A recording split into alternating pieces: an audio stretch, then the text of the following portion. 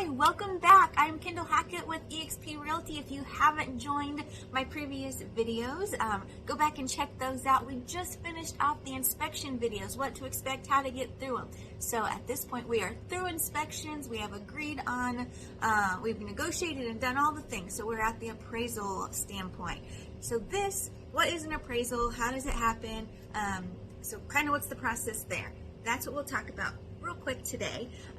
The appraisal is something that your lender will order for you. So as the buyer, you will pay for that appraisal. Sometimes the lender requires you to pay for that up front. Other times they kind of roll it into the closing costs at the end of the transaction. So you guys will kind of figure that out in the beginning and go from there. So the lender orders this appraisal, and there's a couple of different things that go along with that. But an appraisal is done essentially to make sure that the home is worth what you are paying for it. So the lender kind of has to back themselves up with what it's worth, make sure they're lending the right amount of money, they're not lending too much, more than what it's worth. So they'll go in, they'll kind of take a look at the condition of the property inside and outside, and they'll pull some comparables in the market in that vicinity to make sure, again, that the price point is good and you can move forward with that.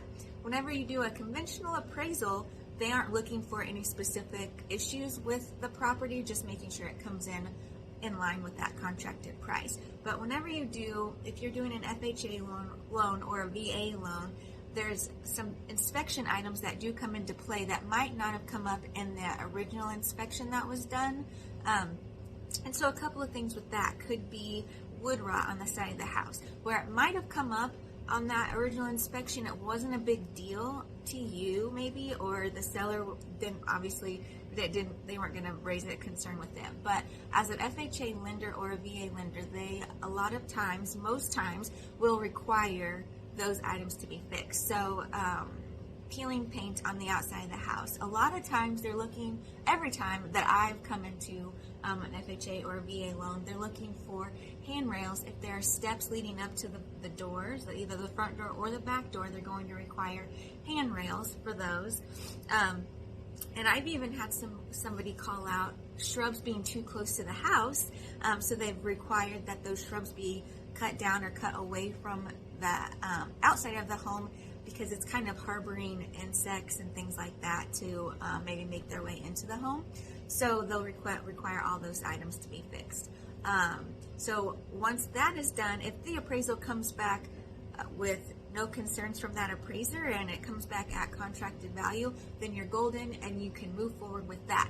Now, if the appraiser comes up with something that needs to be fixed, the handrails, the peeling paint, any of that stuff, it needs to be fixed before the loan will close.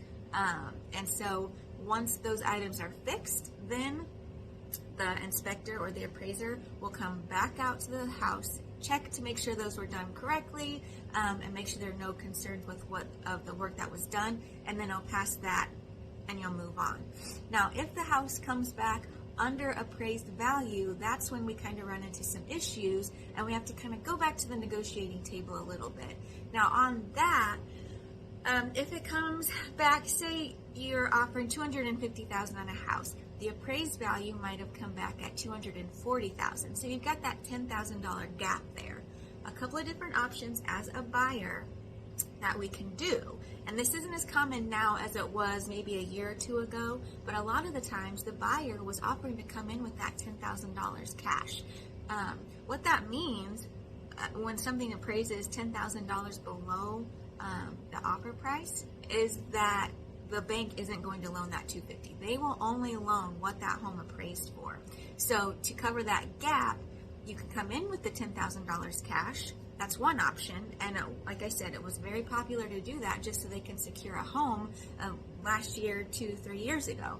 Now it's more of a negotiating item where we can either ask for that seller to bring their purchase price down, or their selling price down to $240,000 and meet you right where it appraised at.